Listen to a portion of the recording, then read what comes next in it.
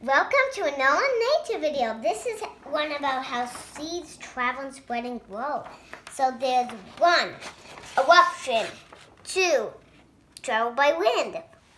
3, water. 4, animals. 5, poop. Animals poop.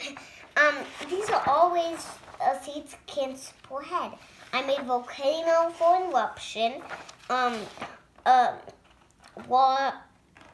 Wind with leaves for wind, and water with seeds in them for water, and a bunny with seeds attached to it for like animals, and a poop with seeds stuck to it for animals poop. How do seeds wind up in poop?